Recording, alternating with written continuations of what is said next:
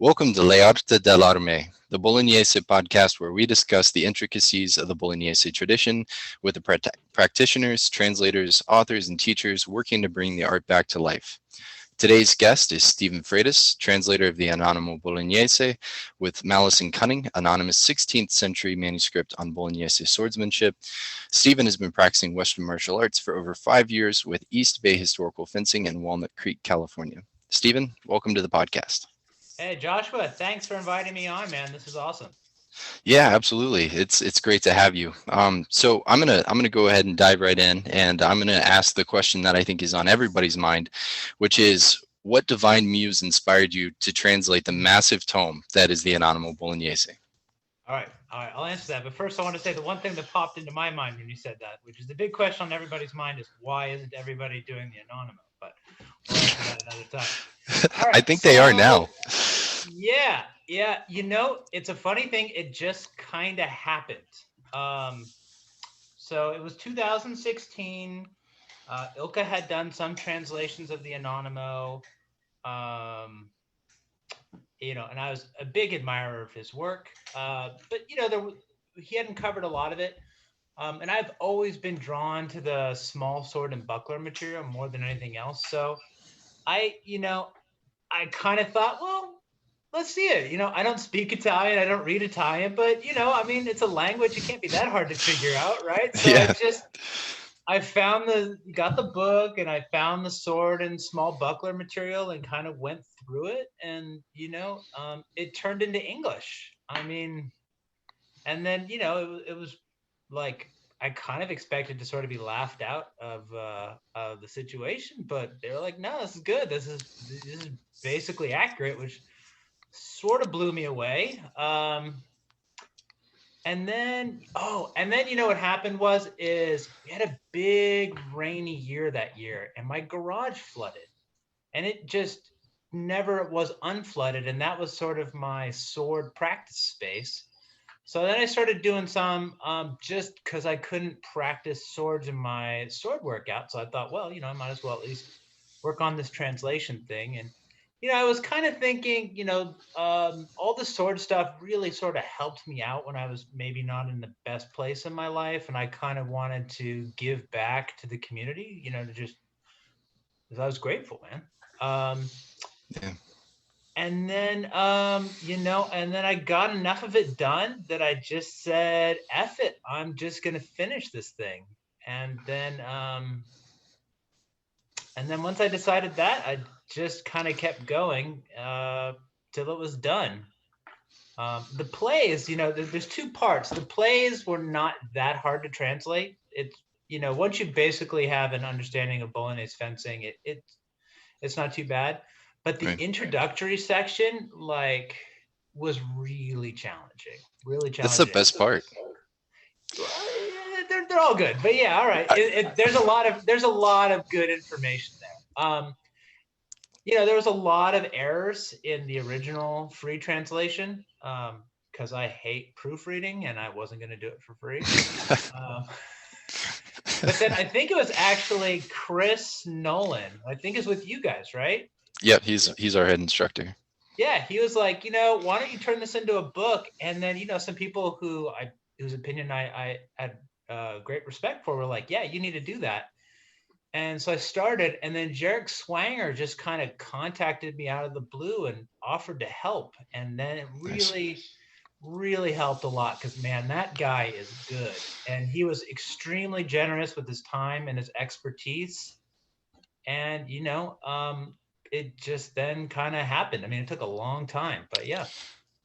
So it's a long, convoluted story for, I don't really know. It just happened. Well, it's a long text, right? You've got, yeah. I don't even know how many plays are in here. I want to say that there have to be 650. Yeah, I was going to say it has to be over because they're 400 single sword plays if you had the left-handed. 450 of the single sword, I think. And then there's a pretty good section on the sword and target too, and yeah. Over on the Bolognese Discord right now, they've been doing an anonymous play a day. No fooling! Oh, I gotta get onto that and check that out. Oh, you should. I didn't know there was you absolutely should. Going on that thing. It was dead for a while, or I mean, not really dead, but I mean, it was just kind of sporadic for a while. But now there's a pretty good group on there, and they've been doing a Bolognese play a day, or I mean, Anonimo play a day, and then there's some pretty lively discussion on there. So it's Oh, been well, I it's been gotta I pretty gotta good. check that out, man. That sounds great. Thanks for the tip, Joshua. Yeah, absolutely. All Cool. right, so more into the anonymous. I'm going to Yeah. sort of pelt you here with some questions, but so the first one, because the anonymous is anonymous and there isn't a lot of information available for us to source a potential author, it's rife with possibilities for wild theories. What's your favorite? Ooh, I mean, I've made up some theories that I really like that have zero basis in reality, so I won't quote them just because. I mean, they're totally random. The theory that I like the most, as the most interesting theory, is that it was actually Manciolino's first book. It was the Oh, book that he wanted to write, and then he came across the realities of publishing and needed to figure out how to condense what he was doing into a smaller space. And the market was a lot more interested in sword and buckler material than sword alone material. hmm. So that's That's kind of, interesting. I like that one. yeah. There's a huge. There's as big of a connection between the philosophy of Manciolino and Anonimo as there is between a lot of the German authors and what's that guy's name? You know, the big German guy. Lichtenauer? Lichtenauer. Thank you. Yeah. Yeah. No, I actually find that really interesting because reading.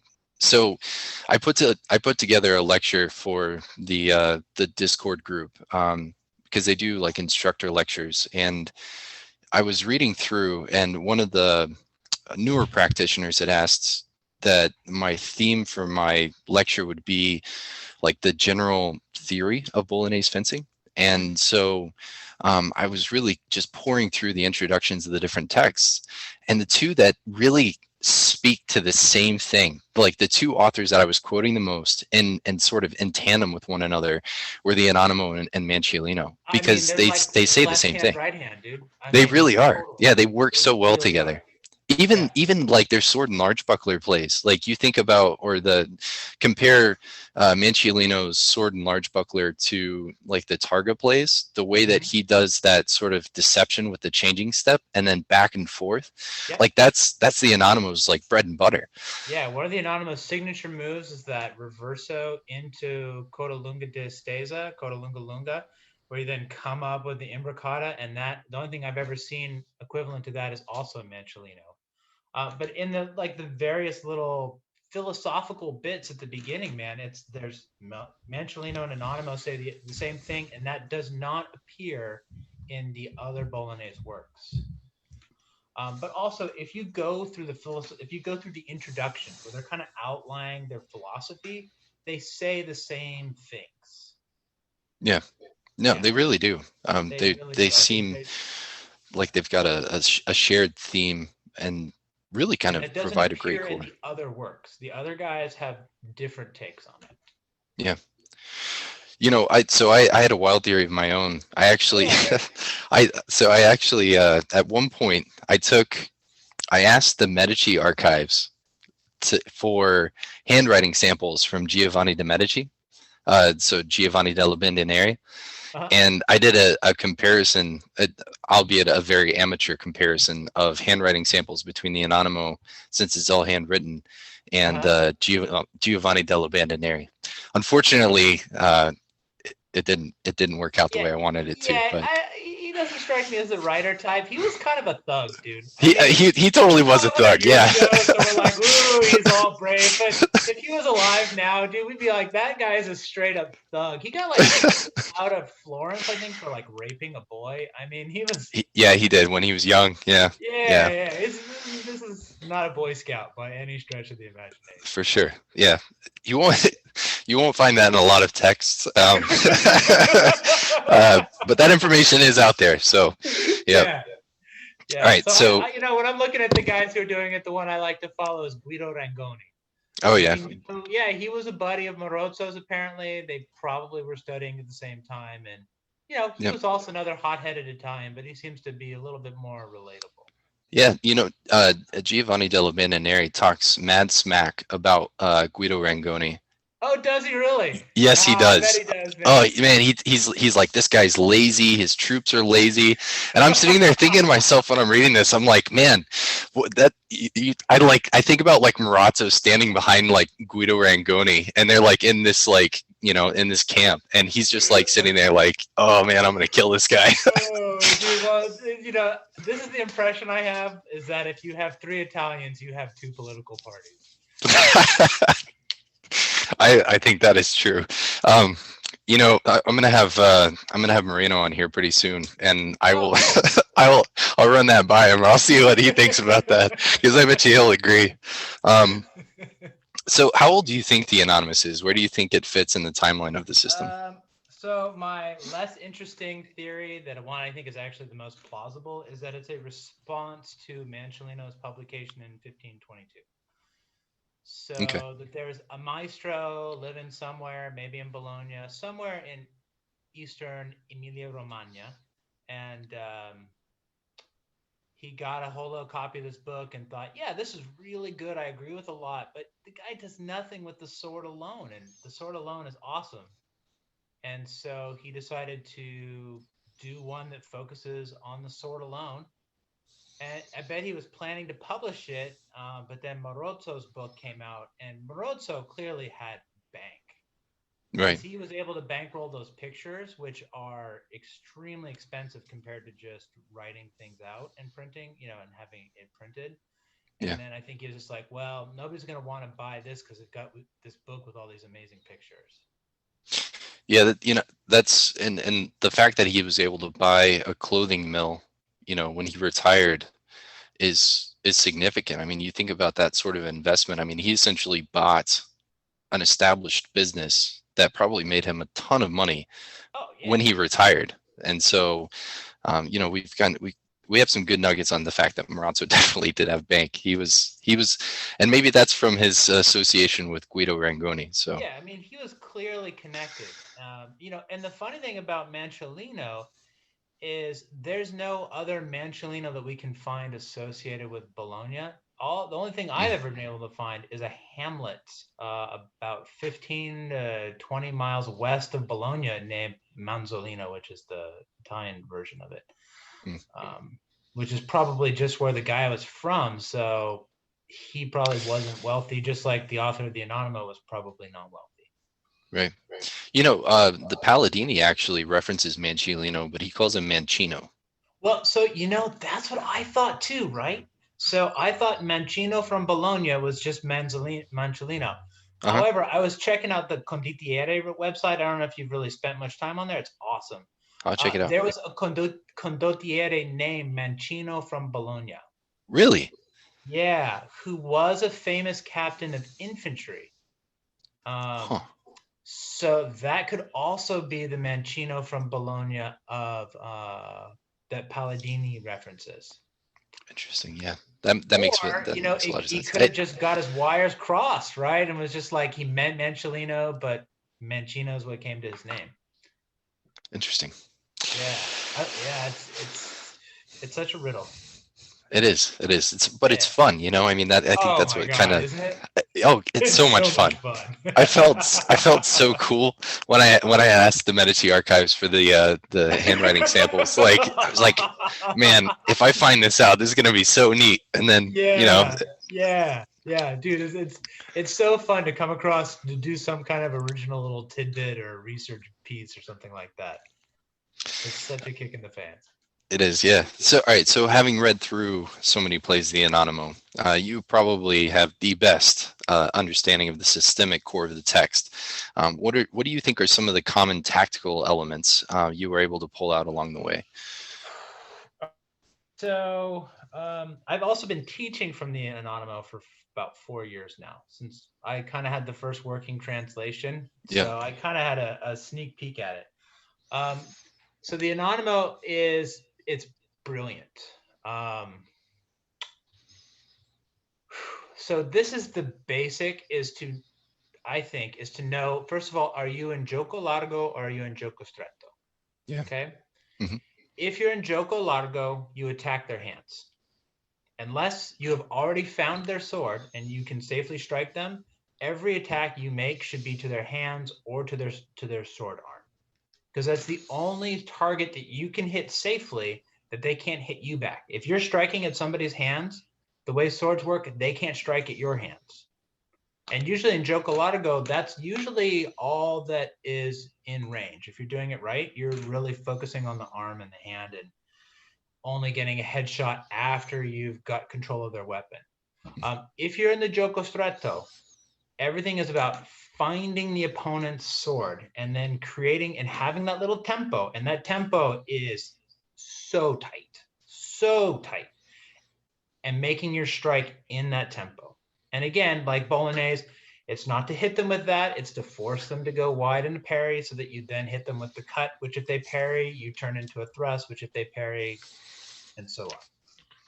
Yeah, I keep there's a paragraph in the Anonymous introduction, and I keep quoting it. I quoted it in the last podcast. I want to do it again just because it is seriously, I think, the best advice from any of the authors, where he says, also you must know that if you find your enemy in a wide guard, then you will use your art to bring his sword into presence. If he has his sword in presence, then you must, by means of feinting, make him put his sword in a wide guard that allows you to control the line, such that his sword will point away from your person and off to the side of your body, and then you will be able to perform whatever action you wish. Right.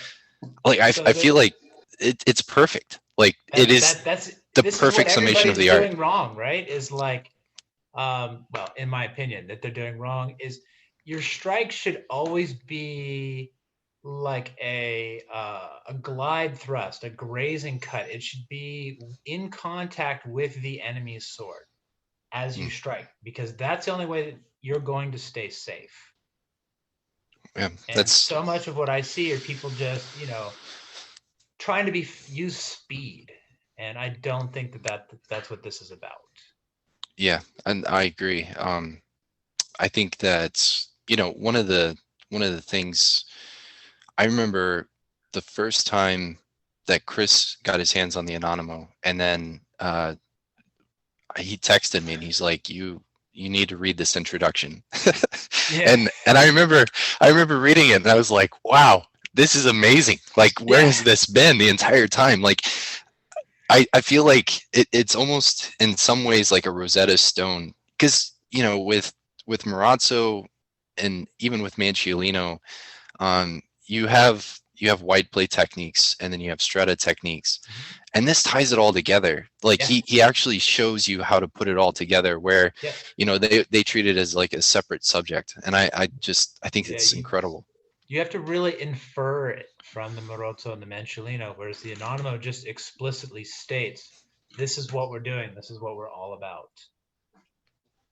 And it's that's why it's really a canon. You can't really study it unless you have all three of them. I agree. Yeah, I think last week, I think Ken kind of agreed with that too. Saying that his answer to my question about which is his favorite author, but he got me. But I just feel like but I think that's the beautiful thing. I think that's what really highlights the Bolognese system, and the fact that it is truly a system. And we can, you look at the KDF system, and you have this poem that we attribute to Lichtenauer, and then you have the essential, you have the sort of notes, the items from all the different sub masters, and they're just kind of interpreting this poem. It's like jazz, right? Like you have a bunch of guys just improvising on the theme, and you're trying to figure out like music theory from it, right? Yep. Yeah, I mean, the reality is, like, the Bolognese, I think, were the first people to stop playing with swords. Yeah, that's really good. To have a system that's not like you're playing with swords, you're now actually able to use this as a real martial art. Yeah, it reads like ruin it. Yeah, exactly. I mean, but it's interesting in that this was an academic center, and it almost has an academic approach. Yeah, I mean, it's like it's like the Berkeley, the Boston of Europe at that time, man. I mean, I think we forget how, since we're so bathed in information, I think we forget just what a paucity of knowledge most places had in the medieval period. I mean, unless you were talking about how to like grow crops, I mean, anything out of the extraordinary was just, it was so hard to get a hold of. You'd have to travel so far. You know, the people who actually knew things were far apart. There was no internet for people to communicate with. You know, they'd only just recently started printing books, which that in itself was like a revolution, right?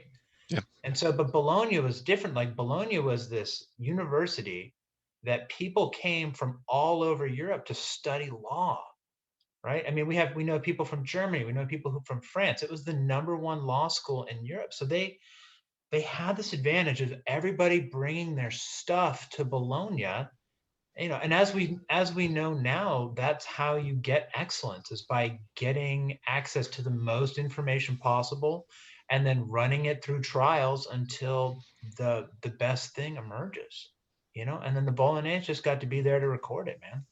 Yep. All right. So this one is sort of a bit of a one-off question here, but and a fun question. Have you tried all the plays? Almost, yeah. Really? I've probably, well, at least I've done almost all the plays of Sword Alone for That's the incredible. right-handed. Yeah, I mean, I did a lot of them when I was translating it, right? Like I'd be a little confused as to what was what, so I would work through the play, and then,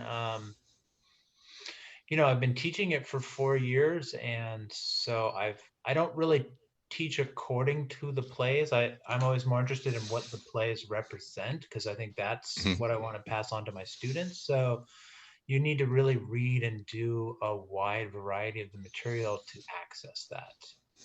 So yeah, I've done, you know, almost all of them, for the Sword Alone, for the Sword and Rotella, for the Sword and Buckler. I've only got to play around a little with the poleaxe, sadly. It's one thing I really want to explore more, because the poleaxe is like stab him in the balls. Yeah, exactly. Yep. Great high. Stab him in the balls again. Yeah, in the soft part, right above his testicles. All right, thanks, Anonimo. Yeah. I mean, it's like, yeah, that could be the sub, you know, the subtitle for the Anonymous Bolognese is stabbing the balls. I love it. I love it. All right, so what's your favorite play, do you think? I mean, do you have a favorite play or a sequence of plays that you think are your favorite? Yeah. So I kind of see it all as very, what's the word? Like an algorithm, Hmm. right? And I like the first play the most, because it basically lays the foundation for much of the work that follows. Like the Anonimo pretty much seems clear. You start an iron gate, or Porta di Ferro Strada, against your opponent, right? And you Hmm. pressure them. You stringere them, right? That's basically how it sees that you start. It says no matter what guard they're in, you can stringere them, right? And everything arises from that. Everything else pretty much arises as a reaction to what they do after you have gathered forward and basically made an action on their blade or threatened their hand. Except, I think, for the actions from Guardia di Leoncorno, from Unicorn Guard. I think that's the other real starting guard that basically, if you have the superior reach over your opponent, you place yourself in the Unicorn Guard and you start the game with an Invocata to the hand or to their face, depending on where their point is. And that, I think, is the foundation to everything in that book. Everything arises from that, and then the responses that people have from there. Yep. Yeah, I'm a pretty tall guy. I'm 6'4". So Oh wow. Okay, cool. yeah. So like you're even So above average height for HEMA. yeah, exactly. And honestly, fighting from Leon Corno is something that I do really well, and it's Yeah. something I really enjoy. Yeah, I got a guy in my group who's 6'6", and he does the same thing, man. Yeah, exactly. I mean, there's something about being tall and being in that high guard. It's just so intimidating, and it's so great. But It is. I think it's what, play number 20 or 21, 25, I where you think end up. that's the first one where it is introduced, or 22. Let's take a look. Yeah, I think it's 21. 21. But you end up doing that Yeah, imbricata 21. to the hand, and then Oh yeah. if they That's if they the. void in any way, you get that false edge coming back, and then you cut Oh the mandrito back across their arms. I yeah. love that play. It Oh, works. It works so it well. works so good. It I works love it. so good. Yeah, it's really frustrating, and it's only, I think it's like somewhere around page 100 or play 100 or something, where they actually give you the counter to what to do if somebody's in Unicorn Guard. Yeah. So yeah, it's you have to. That's one of the advantages of having spent so much time. Is like, oh yeah, I remember somewhere in there. There's the counter to it, right? Yep. Which is basically you go into a Dalagoke style Guardia di Testa and then walk in, and lo and behold, they're imbricata now. Instead of like driving your sword down, just skitters down along your hanging edge. You get to turn your sword over. You don't hit them in that. All you end up doing is getting to the neutral situation. I mean, you could Interesting. hit them if they're stupid, Yeah. but mostly you're just trying to get to like, okay, now you're no longer able to just imbricata me to death, right? Right. Yeah. Yeah, my tall guy, man, he's real skinny too. He'll just come in imbricata. Oh, you back off, just right back up into the unicorn. Just boom, boom, Yep. boom. Super frustrating. It is super frustrating, but it's great. It's great for taller people. But it's funny too, because that I think Chris gets frustrated with that. Chris Nolan, my instructor, because I am tall and so I can do these things, and then he tries the same thing, and it's like, that doesn't work as well for me. Oh yeah, so I totally think that's what's up with Manciolino. Is like it's in the sword and small buckler. I think there's a script for the tall guy, and then there's a script for the small guy, and it's two different styles of fighting, and you just have to play to that. Yeah, I think that's interesting, because I think it sets up sort of a theme of, and I think that's one of the beautiful things too about the Anonimo is you have such a brevity of plays that you don't really have to worry about, if this doesn't really work for you, there's a ton of other material that you can go with, Yeah, It's not like yeah. Marazzo or Manciolino, where like, if you feel uncomfortable with Manciolino fighting from Porta de Ferro Stretta, you're pretty much screwed. I mean, there's right. so you don't really have any If you options. feel uncomfortable fighting from Porta di Ferro Stretta with the sword alone, man, maybe you want to talk your way out of this. Yeah, exactly. Yeah. All right, so let's talk a little bit about you. And Yeah, sure. I mean, I think I could talk to you about the Anonymous all day, but I do also Hey, want to man, know a I little got bit nothing to more do about right you. now. So tell me a little bit about your martial arts background and how you got started in the Bolognese system. Yeah, man. Okay, so prior to 2015, I had never done any martial arts at all. Never had any interest in it. And then I decided I wanted to have a sword fighting competition at my birthday party. I was turning 40 and, wanted to have a good one, right? So I thought, Yeah. what would be better than to get all my nerdy friends together and we can all whack each other with swords and, have a prize for the winner, right? And then, I thought, well, maybe I'll just see, there might be some tips online about how to fight with a sword. And that kind of led me to I-33. And, I started just working through that. And, I would think I had an answer, and there would just be like 1,000 more questions.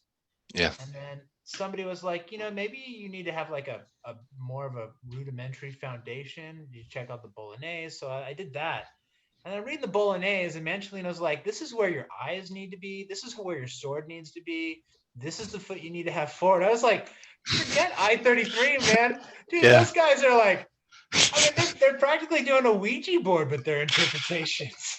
It's crazy. It is crazy. I mean, I know they're doing the best they can with the limited book they have, but I mean, for all we know, dude, the dude who did that was a nutter, right? He could have been some drunk punk that just had some crazy stuff wrote down. The Bolognese is like corroborated because it's, there's multiple people there. We know who they were, that they made their living in this way, blah, blah, blah. So then I was like really into that. And, I don't know if you've ever seen Richard Cullinan, his blog. He's got a great blog, renfence.au. He had this cool curriculum. So I was kind of able to follow it.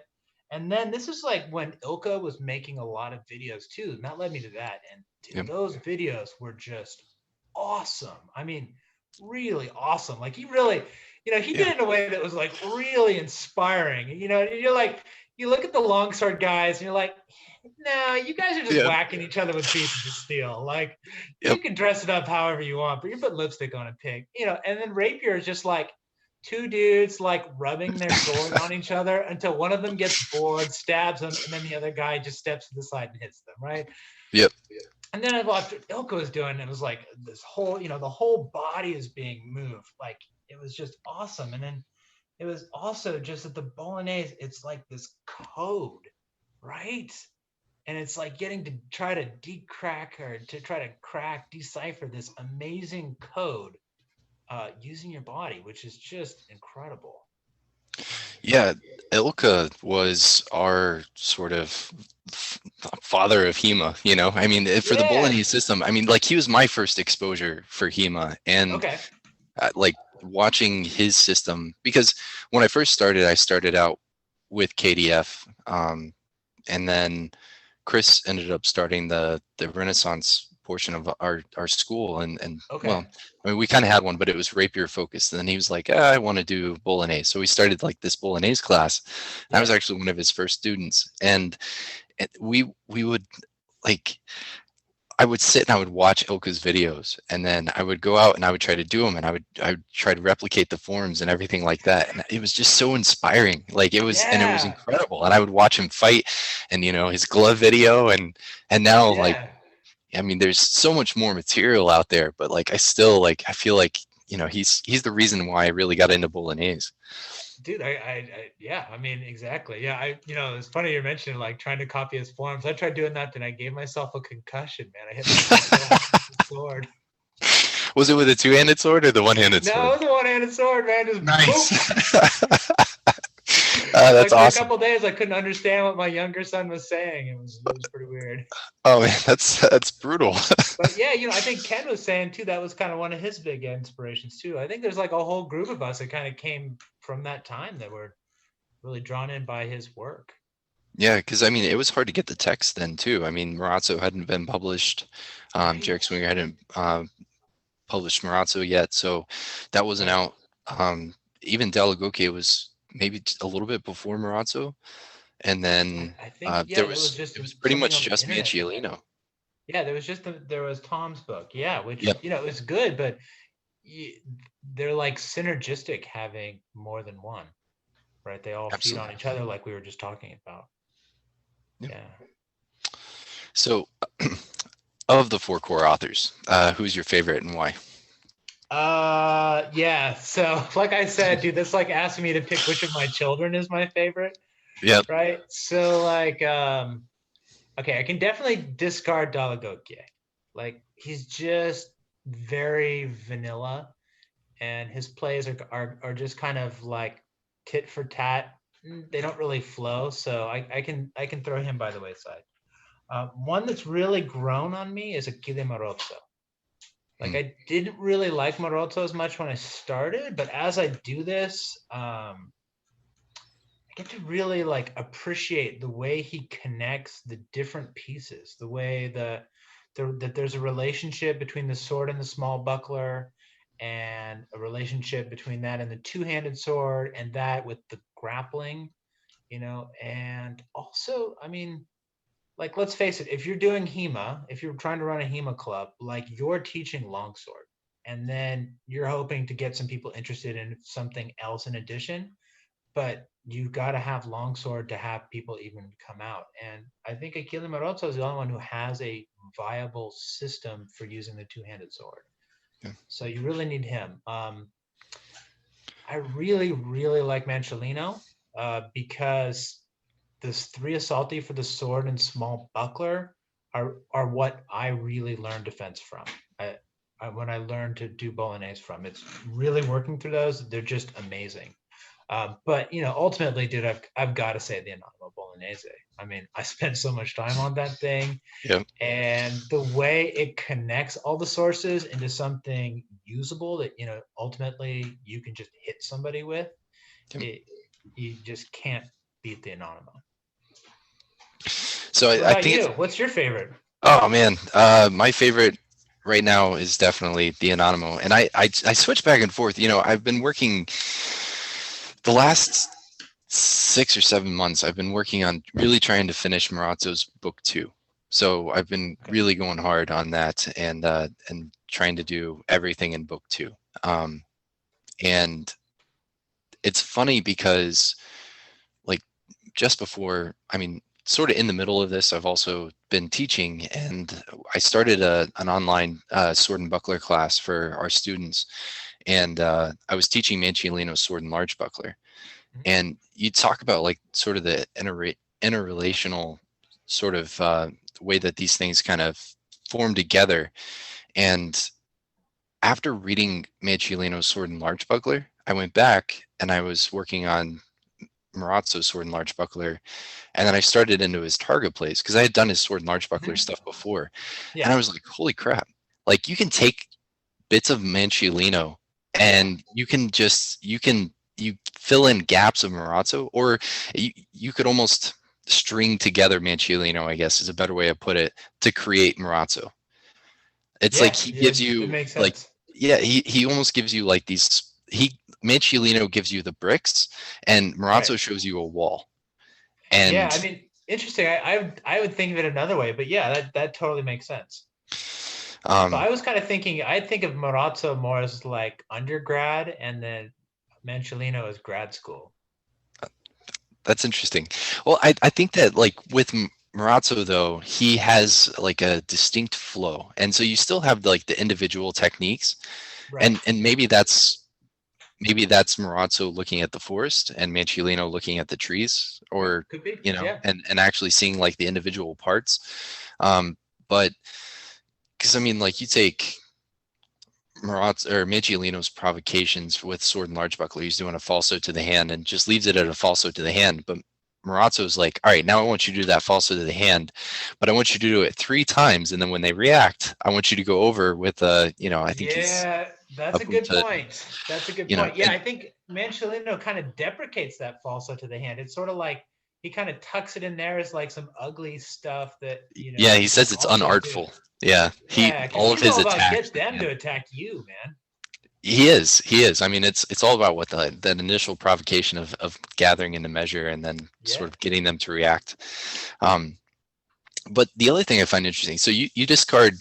I see the same way though with Dalagoke. Like I see Dalagoke almost as being a really good fit for almost being like a very basic way to understand the Anonimo. Like you could take the very basic actions from Dalagoke and then say, like, this is your core foundation, and then take the Anonimo and like this is your now we're gonna take it up a notch, and now Yeah, I we're gonna mean, I crank don't it up to know. 11. I kind of think Dalagoke would be like the drunk college student's notes or the hungover college student's notes from the professor's lecture.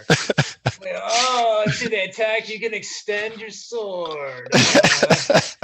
You can hang your sword. That's good enough, I guess. It's also not super useful, right? So, like, if you're trying to use the defensive, you have to watch. You have to differentiate between whether they're coming in with a thrust and whether they're coming in with a cut, whether it's inside or whether it's outside, whether it's to the leg or whether it's rising. And I mean, I don't know, dude. Maybe you're amazing, but I tend to just think like when you're fencing, you pretty much have to, it's an either or kind of thing. You're doing A or B. That's all you really have time to do. And then the Anonymous is a lot more just like control, and they're attacking either from the inside or from the outside, or maybe to your hand. And that's it. That's all you can respond to. If they do something to your leg, you just back up, you poke them in the face. Um, so I just find that so much easier to work with. Dalagoki, I could never really put in terms of like, I'm going to use this against somebody who's faster than me, who's a better fencer than me, and who's completely reckless. It would never work for me in a million years. I think the one thing that I do want to do from Dalagoki at some point is his jousting. Totally, dude. I think that would be so Absolutely. cool. Absolutely. And I draw from him for the sword and his sword and dagger stuff. He's got pretty Mhm. good sword and dagger stuff. But yeah, the jousting, I mean, right? And getting armor, that whole thing is just, yeah, Yeah, well, I mean, it's all pulling. you can't really take sword and dagger from.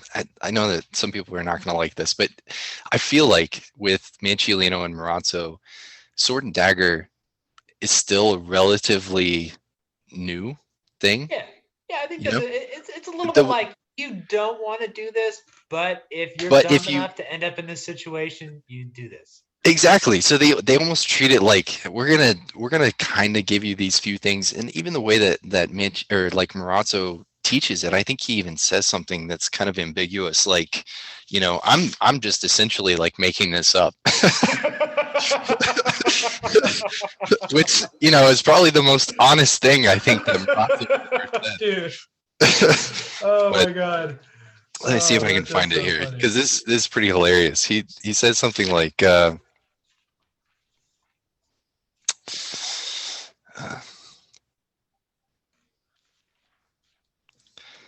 I'll see if I can pull it out here. But either way, yeah, he says something that ridiculous along the lines of, I'm essentially making this stuff up. So Yeah, I only find Dalagokia Sword and Dagger helpful because if you need to go against somebody that's doing Rapier and Dagger, I don't think Moroso is really going to work. It's really much more no way. based on the idea that you're going to do something to their sword and they're going to respond by cutting. Yep. And Dalagokia is going to work better if you do something to their sword and they're going to respond with a disengage and a thrust. Yep, totally agree. I also, Marazzo works a lot better if you're actually using a Bolognese dagger that's like 18 inches long. Yeah. Right. And sword that you want to cut somebody with. Exactly. I mean, it's almost like a two-sword system rather than like, a true sword and dagger system. So yeah. All right. So what do you think is if you had to give me one, what do you think is your favorite weapon system or combination? Sword and small buckler, without a doubt. Mancilino's sword and small buckler is the best thing in Bolognese swordsmanship, in my opinion. So sword and small buckler has an advantage over everything else that we study, is that it's designed for fencing, not for fighting with a sharp sword. It's the only thing that we have that we can actually reliably duplicate, because no matter what we play at, there's nothing that's going to compare. There's no way to simulate the fear that a sharp pointed piece of steel staring at your eye or staring at your stomach is going to do to your fencing. Just like you can't compare paintball to like modern warfare, even though theoretically they're the same thing. It's just the sensory overload is the dominant factor in a fight, in a real fight, in my opinion. But with Mancilino's or Morozzo's or the Anonimo's sword and small buckler material, we can actually do that. We can replicate their equipment, and we can go out and whack each other with the foils or something like the foils that they would have used, and really psychologically get at what they were doing and really fence at what they were doing. And I'm really excited by that prospect. When I get to do it with people who are really good, it's a lot like you'd expect. Like, it's a lot of stuff at the very limited distance, because you're trying not to get a black eye or a orbital fracture or something like that, and or concussion. Or concussion, right? So it's fast, but at a very big distance, or you're trying to get into the mezza spada, to the gioco stretto binding, and then doing some action from there. So I by far, that's my favorite thing. What about you? Ooh, so to start the lockdown, we started doing two sword, and I really have fallen in love with two sword. I know it's like such a Hollywood kind of thing, but at the same time, it's not. It is a Bolognese thing, and it's my favorite thing to do, mostly because for individual practice, you can't beat it, right? You've got two swords, you're out there, you're going through these really complex actions. The footwork is incredibly dynamic because you're constantly going back and forth. It's like doing the Anonimo with two swords. because of the footwork. I mean, because you're so back and forth, you're constantly working from left to right. But I don't know. I fight well with sword and buckler. I've competed well with sword and buckler, so I enjoy sword and buckler a lot, and I like the material. But single sword has always been my favorite, and I think Really? I think that's one of the things that really caught me with like wanting to get into the Anonimo was just like there's so much material. Like I've already maxed Yeah. out. I've already Yeah. maxed out everything from Razzo and Manchilino and Dalagoke. I mean, getting into his material was good. But at the same time, like I was like, wow, now I've got this broad new world that's going to take me a really long time to study and really get into, and I love it. Totally. Yeah. And it really, like, his plays are such that you can really, it flows, right? Yeah. Dalagoki is just, he does this, you do this, you do this, there's plays that are almost a whole page long of just constant flowing actions, which are just amazing. Yeah, because Yeah. it gives you, I mean, it highlights the progression of the fight too. Right. Especially like you were saying earlier with that first play. I mean, you get everything. Like, Yeah. I mean, it's from start to finish, wide play actions, or at least, I mean, you don't really do any wide play actions in that one, but approaching, like coming in, finding your opponent's sword, they go to wide play, but then you press. I guess you do. Right. You use wide play, right? Because when they step back, I guess that falso and Mandrito. Um, am I thinking that? No, it's a falso and a reverso. Um, puts you in a position where, I mean, that's kind of a wide play action, right? Like you're almost like beating their sword and then kind of Well, going to your hand you can as they also pull back. just turn it into wide play action. So the Anonymous says if they're fighting wide play, you fight wide play. Yeah. But really, it says actually you want to pretend you're fighting in the narrow play and then go to the wide play. We don't need to get to that level of complication. So you Yeah. make that falso and mandrito, and you just make that mandrito, instead of it being the cinghiara porta di ferro stretta, you just pull that thing down to cinghiara porta di ferro larga and then flow through into the wide play just without a hitch. Yeah, that's a great point. Yeah. Um, yeah. So I think, single sword. I've always really liked single sword, and I think that's also sort of something that I can attribute to Ilka because those are the first forms that I learned were all single sword Yes. forms. Yeah. I mean, there's something pure about it. It's really easy to pick up too. Yeah, definitely.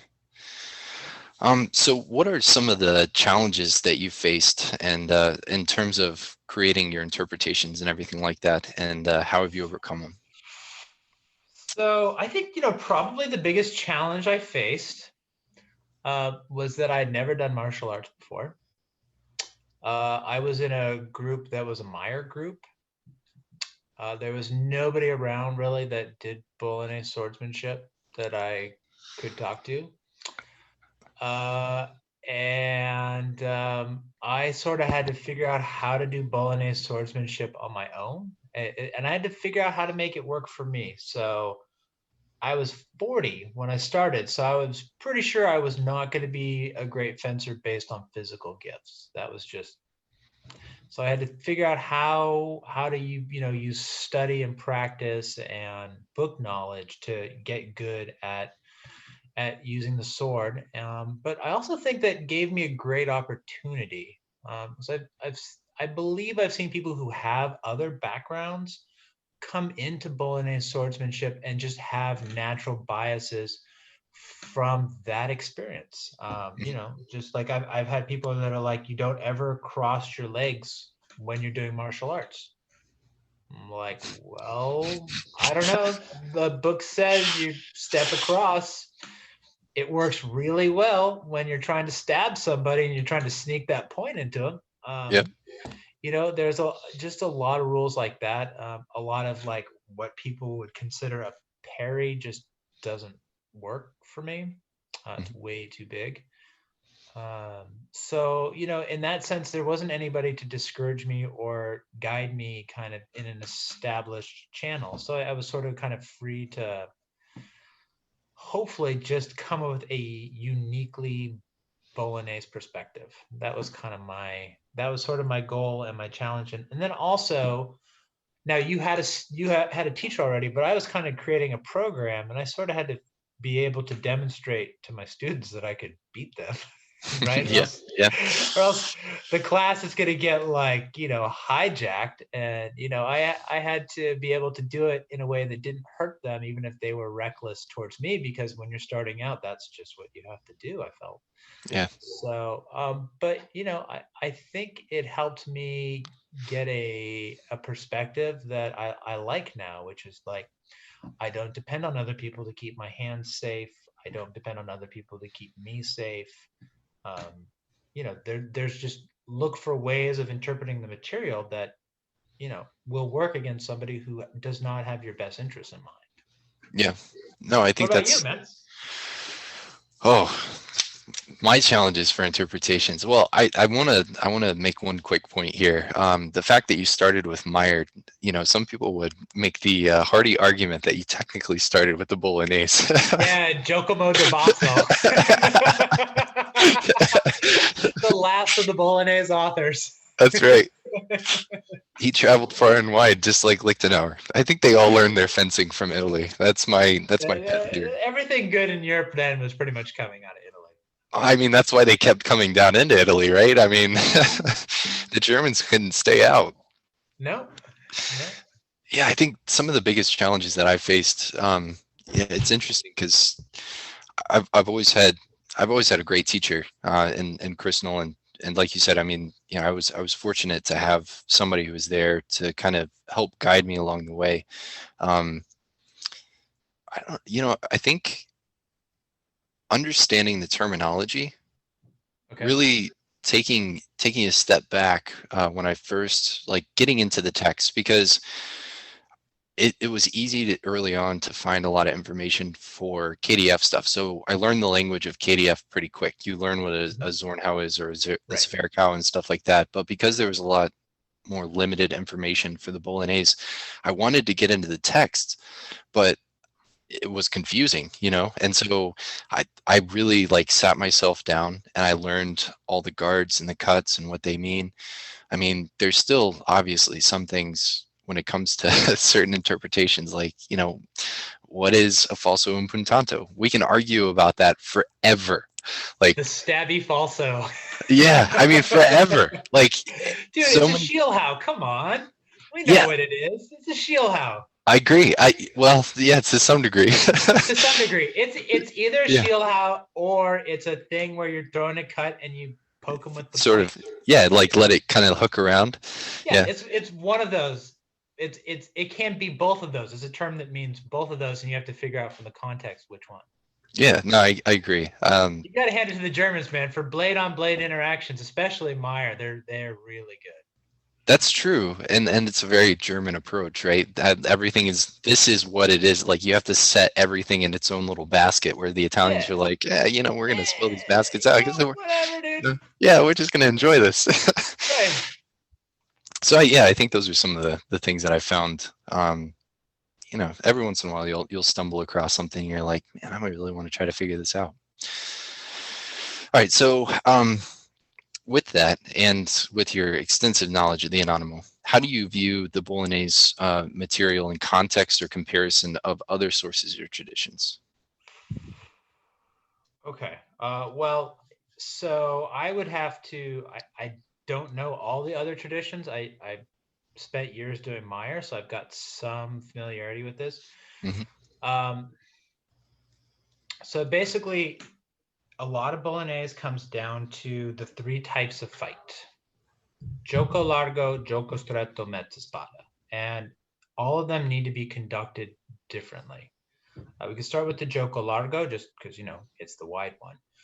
Again, like I was saying, studying the Anonimo, when you look at the Anonimo, if you're doing gioco largo stuff, it's usually going to be a cut to their hand or to their arm that starts the action. The next thing you really have to look at when you're doing Anonimo is that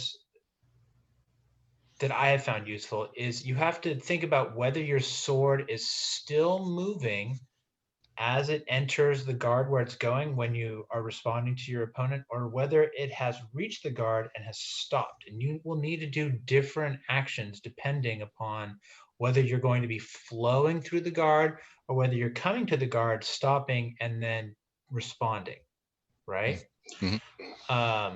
So that's, I think, one of the things that shows up there.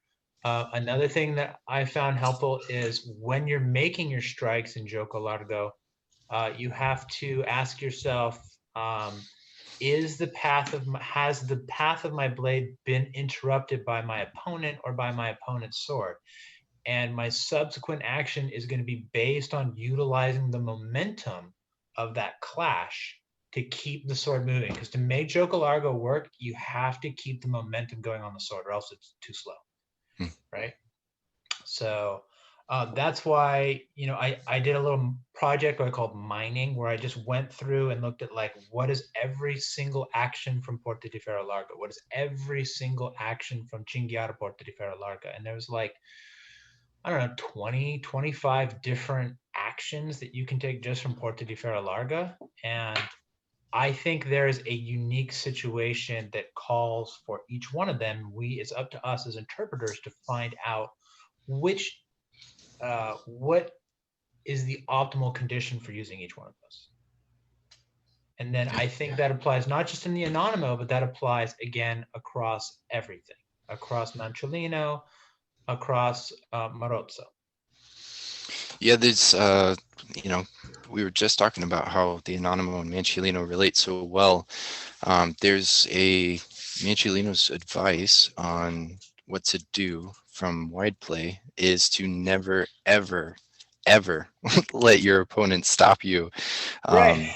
From let your Never sword get stuck in mezza spada, which is exactly. Yeah, that's it. the Yep, that's Anonimo what he says. says. Yeah. Right. If And you Manciolino have says to the same cut thing. Yep. through, right? So Yeah, exactly. if they're going to stop your blow, you just cut through the middle of their sword down, and then pass back and try to strike their hand as they come in. Like that's the flow.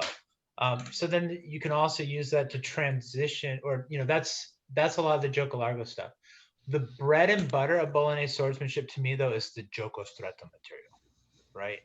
And that arises from Gioco Largo, where Gioco Largo is used as an invitation to draw the attack, and instead of responding to the follow-up attack with a Gioco Largo action, we come in with a parry, a thrust of some kind, and that forces our opponent to start turning our sword for us, and that we turn into the cut. That's what we're actually going to be using to strike them. To me, that's really the hallmark of all Bolognese swordsmanship, is to, I call it find, flow, flee.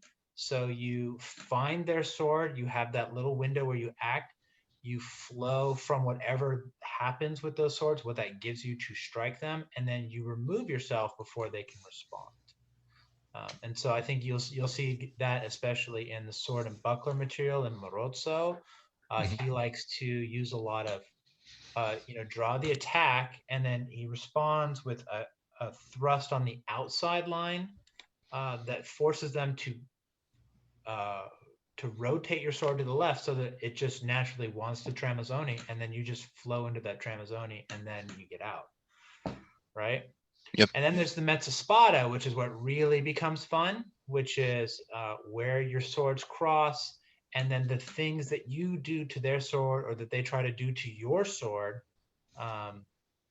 in order to strike. So, and then I think in the mezza spada, it's not about switching lines, it's about opening the line with some sort of blade action, because there's no time anymore for cutting around, there's no time for disengages. Like, you have to act on that line. And so the hallmark for me is, for Bolognese swordsmanship, is to know what you're in and then act accordingly. Yeah, it's interesting because I feel like in some ways there is a really great misunderstanding. I think that the Bolognese authors lay out this really beautiful progression of how the fight is supposed to be laid out, and anecdotally you can pull it out of Marozzo. Systemically, it's really kind of laid out in Manciolino and Marozzo, and I think that some people who practice like KDF kind of miss that, and they a lot of times will end up with this sort of two rams colliding and just going straight to Dude, straight up. that's KDF in a nutshell. I throw a Zorn how to your I Zorn know. how. Now we're binding and we're either wrestling or I'm trying to wind and then we're wrestling. I mean, I know, but the thing is, like, there's a similar progression that's laid out, right? Like you have the Zufectin, which is where you're watching what onset, guard your opponent is in, which is the Right. same advice the Bolognese authors give Yeah. us. And then from there, you enter into, the Krieg, which is the fight, and that's kind of like that's The almost flow. yeah, the flow. It's that middle portion there, and then you get into your more like your closer actions, and that's where you kind of get it like deeper into the plays. And I feel like it's almost like there's a chapter missing from KDF, like that beginning chapter of how this all comes together. I think that's one of the things that the Bolognese authors really give us is that beginning chapter and the entirety of a fight. Right. How to approach it with a mental map so that we can be like cued as to what we need to do. But Bologna just had that advantage of people coming from everywhere and really having the smartest people in all of Europe there. Yeah. Well, yeah, even like the fleeing part too. Just kind of thinking about like, the fight doesn't end after I hit this guy. A friend of mine had sent me this video because they had listened to a Joe Rogan podcast earlier in the week, and they sent me this video from something that they had talked about in this podcast, and it was a video of this guy who's Swiss, and they're essentially pushing swords through this guy's body, and he's living, and so what he would do is he would actually have people like randomly push swords through his body, like full, like piercing his body all the way through, like a mutant or something. I know, and the thing is, like, since it's the 40s, they had X-ray technology and stuff, and they're like, he has these doctors nearby, and these doctors are like, okay, well, maybe there's a trick here, but turns out that it wasn't a trick, and so they even put him in an X-ray and showed that like he actually had a sword that was going through his lung. And I know it's the craziest thing, and this guy was like, thing I've ever I know. heard, dude. So, but I was sitting there and I'm watching this. I'm like, actually, this is pretty useful because you think about a thrust, right? And if you stab somebody through the body and you don't hit a vital organ that literally just puts them down or like collapse their diaphragm or whatever, there's a really good chance that they're going to come back at you. Like you have to be prepared for that, and like Palladini gives you advice not to go more than 4 fingers with a thrust through somebody's body. We see this really bad habit where people will hit and then sit and measure. And then they won't get out of measure. They'll just kind of like stay. It's like they get the contact, or I know that we kind of have to thrust to a flex, but they're putting themselves in these positions where they're not actually getting away. And that's the other thing that I think the Bolognese system really gives us is that we do get that sense of fleeing, or this is how you cover as you're coming out. This you cut a mandrito traversato or whatever it is. Just because you can hit somebody doesn't mean that you should, because if you can't get away afterwards, that hit is meaningless. Right. Yeah, I mean, I think that's a huge part of the Bolognese thing, which is it's mostly like don't get killed. I'm like, so what? You can hit somebody. Can they? If they can still hit you back. I mean, we have it in the Bolognese rules. Like, it does you no good. If they can hit you back, you did nothing. So I think that's another big part of the Bolognese. One other thing I was going to mention that is different is it's not symmetrical. That the placement of the sword moves to a sideways position when it goes on to the into Codalunga, and the body turns into a different position when the sword is on the right side of the body versus when it's in the center or on the left side of the body. And that gives us different dynamics for striking and parrying than I've seen in anything else yet. Except for Di Grassi, I think, who has a sideways guard at about shoulder height, kind of like the Codalunga Alta of the Anonimo Bolognese, I believe. Yeah, it means, like, to me, I think this is something that I've really been exploring a lot lately. And one thing that I think Manciliano single sword stuff is really good for is thinking about the guards in terms of how they power the hips and how your hips relate to those actions. Absolutely. And it's like you don't use the sword so much to defend yourself. You turn your body behind your sword's position and step. And that's what actually that's how you shield yourself, because once you move your sword, every movement of the sword gives your opponent a response. Yeah. Yeah. Yeah, and like the discordant positions that we get, if you think about them, they're super powerful. Like think The about like best Chingyari positions, Porta de dude. Ferro. Yeah, like Yeah, the Chingyari Porta de power of the Ferro as a pig, defensive. man. Yeah. Hey, weren't you? Are you guys still? I know that you had posted something on the Delagoke group about you Yeah, guys. yeah. We got that in our motto. We got pork. I think it's Armato Porcus or something like that. I have to. I love it. I'm not the official logo maker. I just got the logo. I just really wanted to have the word porcus in there. I love it. Yeah, that's Yeah. fantastic. Yeah. So yeah, we got one of our mascots, or our official mascot, is a big old boar. Um, Hey, because you know it's all the about attacking from the side, man. Once you know pig power, it's like you can it's never go back. I know, I know. I mean, I So think that's why Mancilino goes back into Chingiari Porta de Ferro so much. You yeah, know, he's like, I'm. It's like you're loading the pig. yeah. I mean, it's actually, if I go against a good fencer, it's one of my favorite moves is to go in there, thrust, and draw like their parry and riposte. Right? They're like, oh, he made a stupid attack, just so I can get back into the pig. Step back and try to hit them in the hand and get to the Yeah. pig, which is where I wanted to be in the first place, right? Because Yep. the pig, man, it's just awesome. I know it's so good. It has so many great defensive qualities, and it Really unlocks does. all the offense, which is Yeah, and it just all your trouble is on one side, so yeah. you just go that way. The moment their sword leaves, boom, you're over there, and you're just driving your sword into them before they even know what happens. I mean, I Power love of it. the pig. Yeah. Power of the pig. Awesome. All right. So what's something that you think that we as a community can improve upon to better reflect the sources in our fencing? All right, I'll tell you what. The most important thing that anybody out there, in my opinion, can do to better reflect the sources is to get onto an airplane and come to a Bolognese event where we can actually show each other what we're doing rather than trying to describe it like with words or at best video. I mean, you can in 10 seconds you can demonstrate 5 minutes worth of video stuff, and we really need to get together. um, Also, I think would be great would be to ditch fencing masks. I think that a lot of bad fencing arises from fencing masks, because it really doesn't get hurt to get hit by a sword, and so people do some pretty dumb stuff, because their head is actually, when you're fencing, the best protected part of your body, and that's the part of your body that you're going to want to protect the most. So my goal as a practitioner is to get good enough so that I can fence safely with other advanced people without wearing masks in the what I perceive to be the historical fashion. So I don't know if you ever saw the video, but there was this killer demonstration at the Bolognese event in 2018. I mean, just amazing demonstration of fencing with two swords. It was Devin Borman and I think Mateus. Yeah, one of his students, Mateus.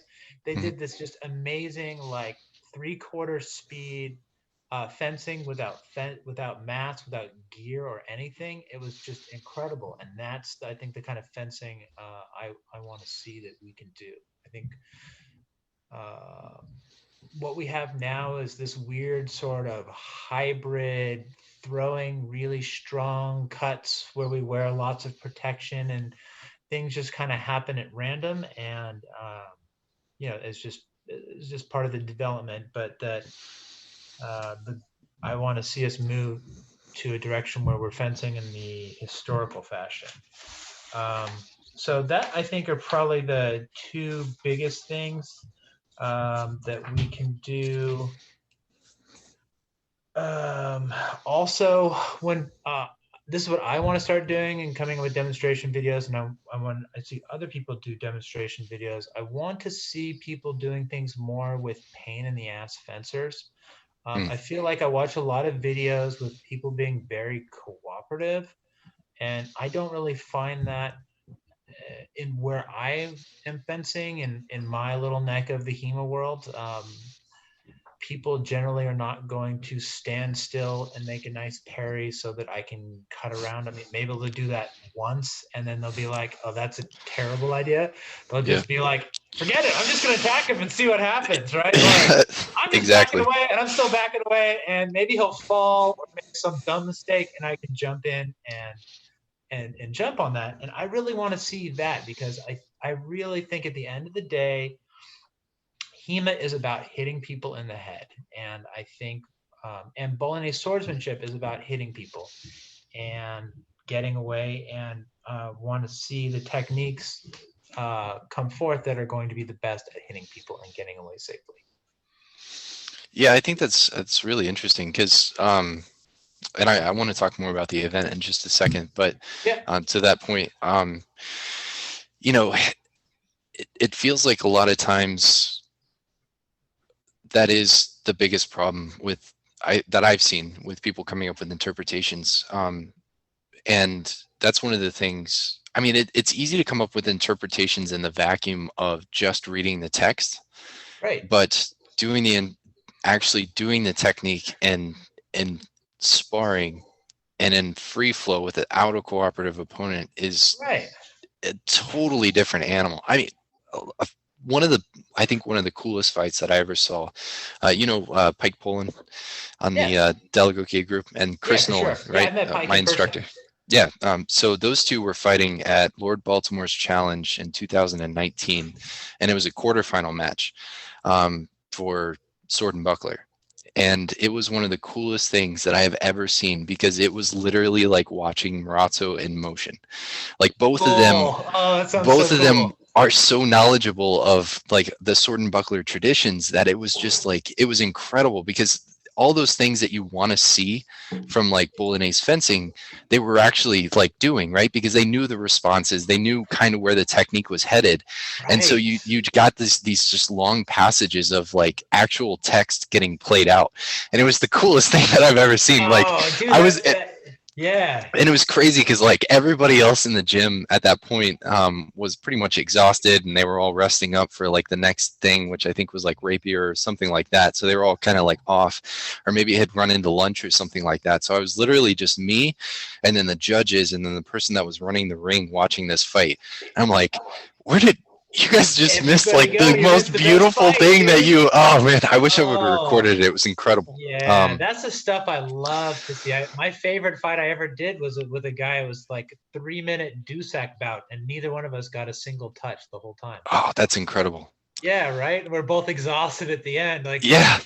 But that's what I think that I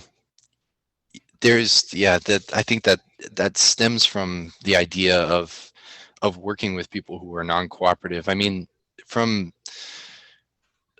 in order to really get the techniques to work, that's kind of the purpose of tournaments, right? That's kind of, if you think about the triangle, that is sort of like one of the core foundations of HEMA between like test cutting, sparring, and then I guess just like general practice. And for the Bolognese, we have an extra, you could almost say it's like a square, because we have the forms themselves where we can actually develop our martial body and like develop those sorts of things. But sparring in tournaments, it's hard to go in because everybody wants to go in to win. But if you actually go in to pressure test your techniques against an uncooperative opponent, then it's great. Like the other day, I was fighting one of my students, and like I said, I've just been sort of getting back into the Anonimo, and he kept giving me this one opening and essentially like doing his falsata where I was on the outside, and I was like, all right, if you're going to keep doing that, then I'm going to go with that Anonimo play where I just beat your sword down and stab you. And the thing is like it was working. I was stabbing him every time, but he kept getting this falso to my hand. And I was like, what am I doing wrong? So I went back to the text and I realized that the thing that I was doing wrong is the Anonymous says that you turn your hand all the way up, right? And that would have prevented the falso. And I had totally forgotten that. I can't wait to fight him again because I'm gonna stab him cleanly next time. Nothing as satisfying as like researching the technique and then nailing somebody perfectly with it. Oh man, that is the best. That is the best. Somebody without a book technique is just not satisfying, right? It's Yeah. like, whatever. It's like making I shot and pool. I think one of the first times I ever like really got a technique to work, I was fighting in a tournament called Study and Steel in South Carolina, and Jason Barons was there, and he was in my pool, and the old like HEMA president, Yeah. and I didn't know who he was at the time, but I was fighting him, and I ended up doing Marazzo. We were fighting two-handed sword, and I ended up getting him with Marazzo's like the third technique from the first assault, where you go for the leg cut, you get the falso to his sword, because he came into me sword and presence, and so I just cleared his sword with the falso, and then ended up cutting to his leg, and that was one of the first times because I had just really kind of started studying Marazzo's two-handed sword at the time, and I was like, oh, I got it, and then they called it flat. Oh man, dude! I know, Oh, I know, it wasn't flat. you got the satisfaction of knowing you did a book technique at the right time. Yeah, exactly. I was like, I got that, Yeah, I man. mean, I remember seeing this thing that was like, about OODA loops and fencing, and like, you Yeah, don't have time to she, iterate through a bunch of different choices. Like, you need to have a martial program that you just execute, because all your attention really is like on time, distance, all that stuff. The program has to be fairly automatic. And so I really like interpretations that kind of work along that lines, like stimulus response. And that's kind of what I do with my students. Is just there's one stimulus, there's the stimulus, and there's one response to it, and you have to execute that one response perfectly, because that's the only way that I've ever found that really works for clean fencing. yeah, I think it is important. And the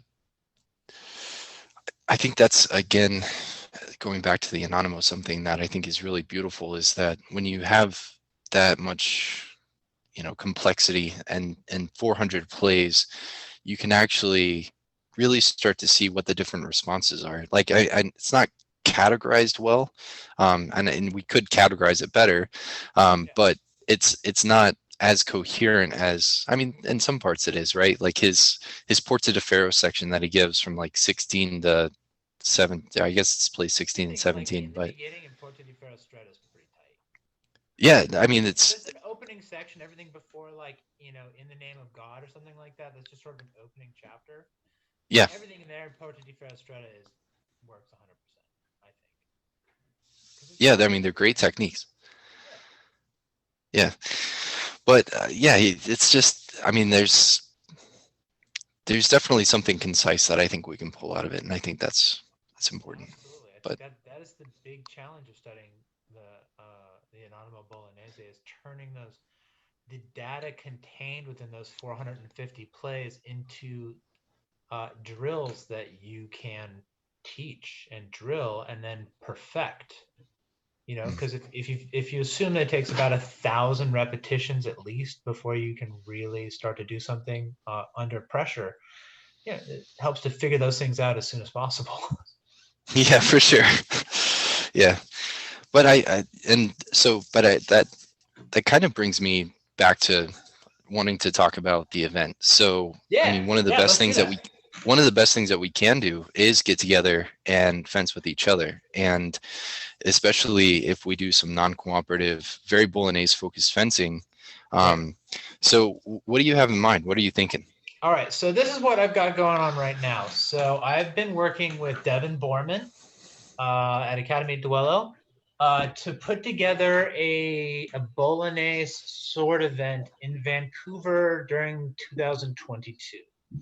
As I mentioned on the Facebook group, that's going to be the 500th anniversary, give or take, of Mancellino's publication of the Opera Nova. And Awesome. so it seems like just the best time to start a Bolognese events in North America. Um, the programming is still kind of up in the air. I think the big push is we're going to want to make sure that Devin Borman is teaching a class or two, or as many as he wants, and Rob Rutherford hopefully will be there. But really, the details haven't been worked out. right now the idea is that it's going to be the primary audience is going to be for experienced practitioners. So this is going to be people who already know how to stand in guard, already know how to make the cuts, already know how to step to the side and step across line and do all the basics so that we don't have to spend a lot of time doing that and instead can focus on really more high level type of thinking, high level types of techniques. There's going to be probably multiple tracks. We're kind of looking at themes. One theme might be Mancellino versus the other author. So it might be like Mancellino's take on Porta di Ferro Stretta versus the Anonymous take on Porta di Ferro Stretta, and that'd be like your choice in those. Um, there's not going to be a tournament. It's going to be workshop based with probably lots of time for free fencing. Probably going to try to model it after the 2018 event, which was amazing. Hmm. To the WMAW crew for putting that together. That was awesome. So that's kind of what we're thinking. And then I'm hoping to set up another one in 2023. I'm hoping it'll be in Northern California, but I'm open. There's also a possibility of doing one in Texas, or maybe you guys want to do one in Carolina. Yeah, absolutely. 2024, 2023, we could have the barbecue themed one. Texas or Carolina, either Hey. way, win.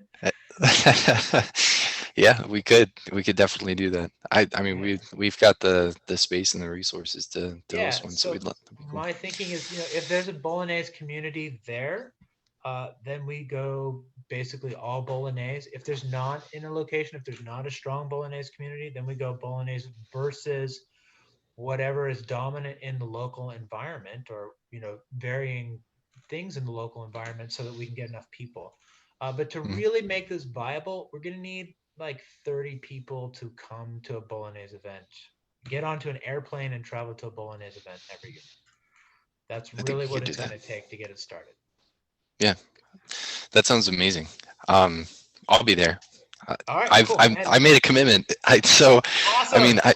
Wait, I you were will. not at the 2018 one there. I met I, Chris there, but I you weren't wasn't. there, were you? You did, yeah. I wish, and that's one of the biggest reasons why I will not miss another event like that. Yeah. I've done enough competitive tournaments now, and I've done well enough for myself, I think, to satisfy whatever ego or hopes of an ego that I had. I still want to compete. I mean, there's still certain tournaments that I love to compete in, but I don't really have to prove anything to myself anymore with tournaments. I mean, I've won lots of medals and I've done lots of things, and I've gone in and I've done, you know, I think the best compliment I ever got at the last tournament that well, second to last tournament I fought in before, COVID happened.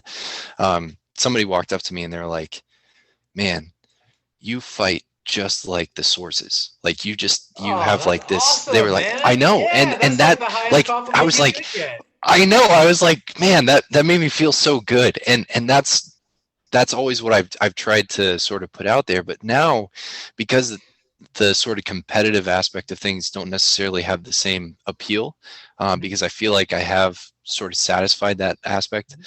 I feel like now the thing that I really want to do for any event is I just want to learn, Yeah. and I want to learn from people who know. And Right. I, I have this insatiable desire to really just kind of get into the deeper parts. I mean, Devin It's is an amazing teacher. just an amazing martial artist. I mean, I've been taking Oh, he's classes with incredible. him. He's really, really, and just a fantastic teacher in person. It's just been great. Yeah, I got a chance to. I mean, we did Lord Baltimore's challenge up in Maryland. Hopefully they'll do that again. But he taught a couple of classes there, and it was just so eye opening. And then I got to take another class from him again when we were down at Surfo, which is the Southeast Renaissance Fencing Hmm. Open in Atlanta, Yep. Georgia. Yeah. And man, the guy, every single time I take one of his classes, I just learn so much. I love it. Um, Yeah. but It's that's so that's what much I about want. maximizing your body. That's what I love. Like Yeah, since I had no martial arts background, I had no sense of how to use my body, and I've just learned so much from so much of just that is just like, what can your body do? How does your body work in such a way that you won't be injured if you do it 10,000 times? Yeah.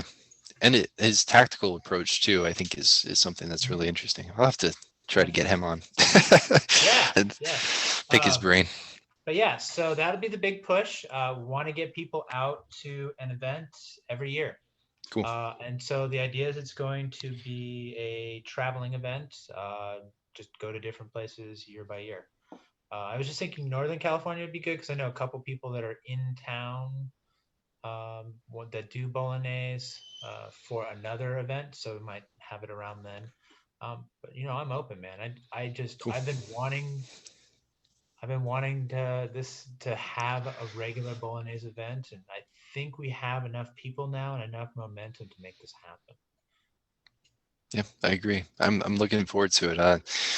You'll have to keep us posted on the details. Yeah, Are you gonna?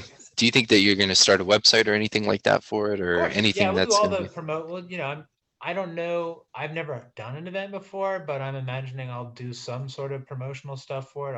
I'll probably liaise with the bolognese people and let them know that we're having it, answer questions, and frankly, I will probably bother people. Yeah. Sometimes when you want things, you just have to be annoying, and that's absolutely. Yeah.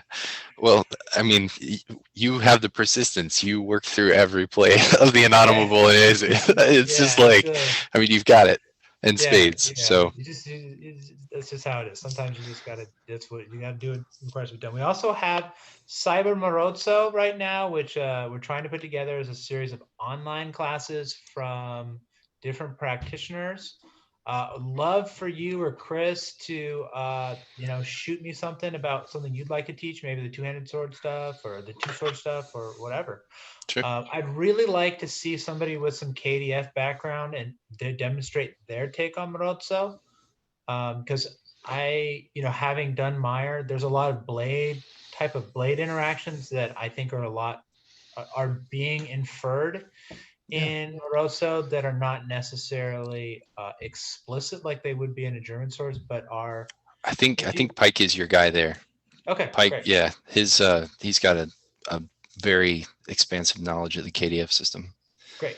Yeah. So, if you just assume that somebody's going to stab you if you make a mistake, it really forces you to correct your technique. Yeah. It always sucks when you get stabbed when you know. Yeah. I do two-handed sword stuff with people now. I just mostly try to stab them in the hands. Like it's just if you're gonna wave your sword around in front of me, it's just why do anything but stab people in the hands. Yeah, I mean it's Marozzo's favorite technique. Doing the falso to the hands. It's seriously his favorite thing. All guards are formed with either your point at their hand, which is what you do if their point's offline, or your point towards their shoulder if their point is inline, so that you can dominate their sword. I mean and then you build your body behind it. And so when people start waving their swords around, just stab them in the hands, and then you get to some real fencing. Yeah. So that's one of the things. I'd like to see. So that's what I've got going. Would love to get more submissions on Cyber Marozzo. I'm obviously going to do something from the Anonimo Bolognese. And cool.